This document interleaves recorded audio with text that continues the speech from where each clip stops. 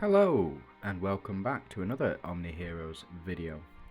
Today we're just going to go through the Tempest hammer. So I've been able to get this up to 3 stars with the inclusion of the different chests available for purchase throughout the various locations within the actual game itself. Now, to begin with, the Tempest hammer, who is it for? It's for the ethereal synergies and also for the Dooms synergies as well. Now, which one do I think it fits better in? I do think it fits better within the ethereal synergy. And the reason we'll go through the reasons for that in a little bit, but let's just have a quick check on the Tempest hammer itself and where it slots in. So it's a burst type relic, so it's supposed to fit in slot 2. So that means that your recovery relic should activate, give you however much energy towards, or relic energy towards the second slot, and then your third slot will reset the cooldown of the first and second one. So this is supposed to go in a slot 2. Now, what does it do? So the Tempest hammer calls down Heavenly Lightning, dealing 213% plus 82,000 relic damage. This is at 3 stars to one random enemy, and applying stun for 1 round. So, stun reminds me of another relic, another Ethereal's relic in Excalibur. What does this one do? Relic damage to enemy targets, increasing the relic damage by 20% for each ethereal. Applies stun on 3 targets for 1 round. So, this is why I think it is primarily an ethereal relic. The second passive that you will unlock that is at 1 star.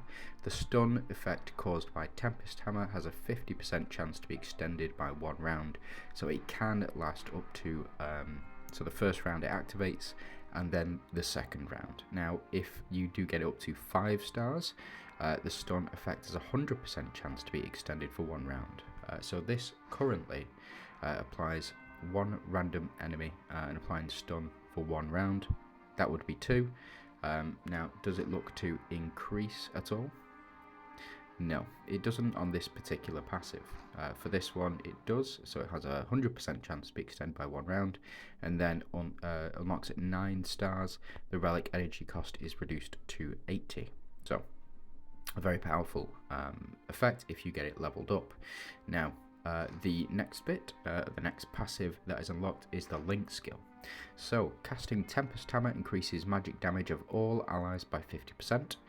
Very useful for the teams that do deal magic damage, such as the Dooms and sometimes the Ethereals. But we'll go through the physical damage aspect of it a little bit. But it increases magic damage resistance of all allies by 50%. Sorry, so giving your team quite a large buff against units which use magic damage. Very powerful. And then the magic damage resistance effect is increased by 75%, and then increased by 100%. So eventually, if you get it up to 8 stars, you will get 100% magic resistance, which is a very powerful effect indeed against specific enemies. The final passive, if you get it up to 4 stars, Tempest hammer attacks 2 enemies, and then Tempest hammer attacks 3 enemies. So in total, you could potentially stun up to 3 enemies with this. It is a very powerful effect, the stun, especially in PvP. Not so much in PvE against boss monsters, but against just general stuff like Lost City, Palace of Penrose, missions. This can be quite a useful relic as well. So let's jump into it. Just a quick thing as well, the abilities of these heroes can trigger the Link skills. So casting Tempest hammer increases magic damage resistance of all allies, and it's the Link skill of Lysandra and also Madeline as well.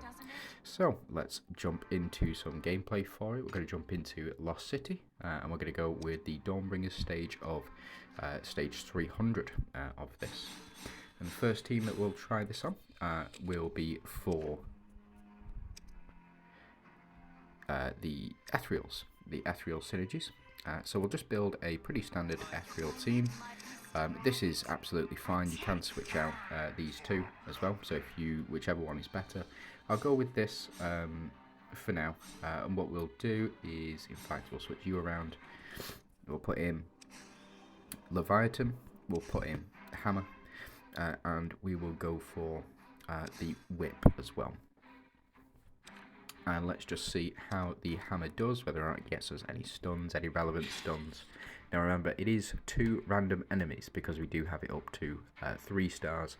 It will now do 2. If you only have it at 1 star or 2 star, it will only affect 1 enemy, which in my personal opinion, it does seem to be a worse effect than the Excalibur. Now the stats might be higher overall, and it is a legendary, so it does give certain bonuses. In, say, Celestial Trials, you would choose Hammer over Excalibur, despite the star level. But with regards to just general gameplay, in my opinion, I do find Excalibur a better relic, specifically for the ethereal team. But the Hammer does do a similar job, so if you can get it up to higher star levels, you can eventually get a better relic, but it does take a lot of time and investment as well. So we are doing a fair amount of damage here, and hopefully we should see quite a victory here, quite a quick victory, but we will get the Hammer, hopefully to finish off Persephone, and we do stun Themis here as well. So, like I said, a very powerful effect within here. If it could be extended to 5 enemies, that would be even better, because I have had a 5 enemy stun with Excalibur. So for me, that is the only real concern. But we do also get the magic damage increase as well. So it is very good. I don't, unfortunately, have a single copy of Lysandra, so I couldn't really confirm how good the magical damage reduction is for this team specifically, because I would replace my Master with a copy of Lysandra if I had her, and I would replace Dorabella with a copy of the other new one. I don't have a copy of her either. I just didn't invest in them at the time. But they seem to be doing a perfectly adequate job here. We see a couple of procs from Eudora, and hopefully we'll get to see, maybe if Dorabella doesn't start popping off, but hopefully we'll get to see the Hammer go off once again before the end of this battle. We do need to get through 5 attacks, but it shouldn't be too bad. Yeah, there we go. So Hammer active once again. Hopefully we get the double stun, and we do. It does seem to be more consistent than Excalibur was at its level. So I suspect that when I do get this Hammer relic up to, say, 5 stars, 6 stars, 8 stars, whatever, it will become a much more consistent relic as well. So nearly offed us, but fortunately able to clinch the deal. And as well, we are looking for this victory. I think we can go ahead and skip for now. And let's see how much we have got the relic impacting us. So it is doing, it is doing more damage than Leviathan, and it is doing more damage than the Whip as well. So very good. I did enjoy that. So now let's go ahead. Ooh. I love that, the outfits that we can get for him. The summer outfits especially. I am looking forward to this Themis, Naui, and Seraphina outfits. It's gonna be good. So what we're gonna do is we're gonna go ahead and change these up. We're gonna build a Dooms team, including Madeline as well, who hopefully will get the magic damage reduction for our team. So let's go ahead and build. Swap you around, swap you two around, and we can just leave it as is, and we'll just see how effective this team is with the Hammer in play. So we do get our Deviant synergy up, as well as one of our celestial triggers as well. We do see the reflect damage popping off here, so hopefully we will see the hammer in action. So the potential for this is for Leviathan to trigger, and this will stun, or this will silence enemies depending on their control resistance rate, followed by the Tempest hammer to be able to stun enemies. Now, my issue with this for the Dooms team specifically is you don't really want to stun enemies because they don't attack. And the whole purpose of the Dooms team is to reflect damage back, but if they aren't reflecting the damage back, shame. If they aren't reflecting the damage back, fuck you, Themis. Pardon my French, I don't swear very often, but Themis is just a knob. But the whole point is to reflect damage back. Potentially if we had got a stun off on Themis a bit earlier, we could have avoided that entire situation, like just then, for example.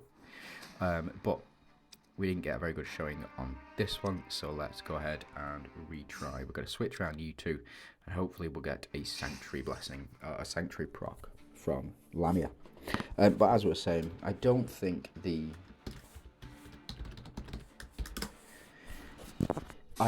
hammer is a Doom's Relic. I do think it is an Ethereal's Relic, because of the stun factor in there. I think that, so as you can see, Persephone here has been silenced, as has Brutus, and if we were to get this hammer off, then hopefully it will apply two sets of stuns as well.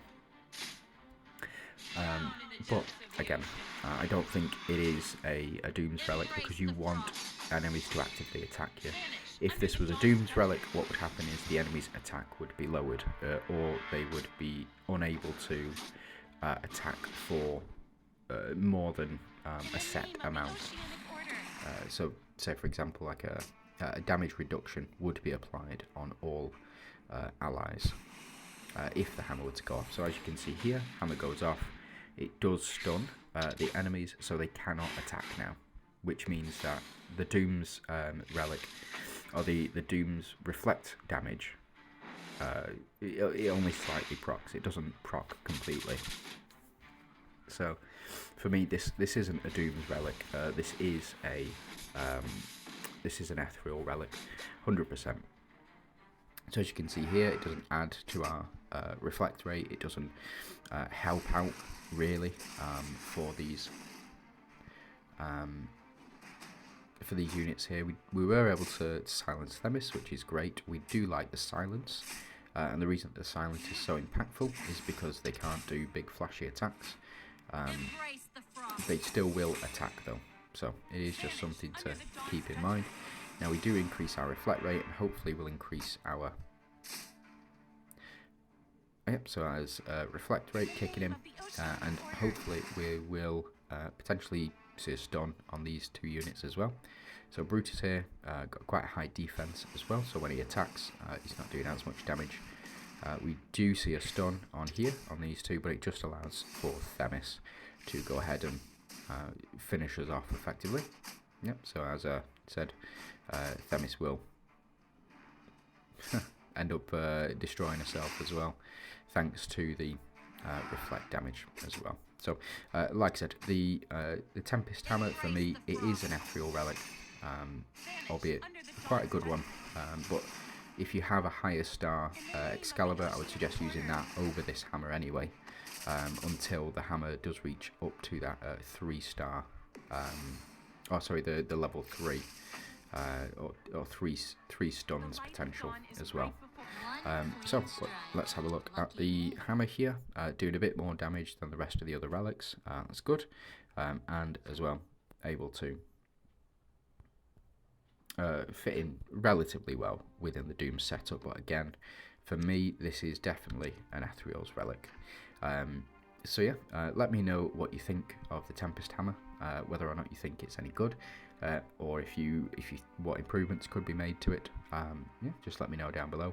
If you can like and like the video and subscribe to the channel, it will really help me out. Thanks for watching. I hope you have a great day.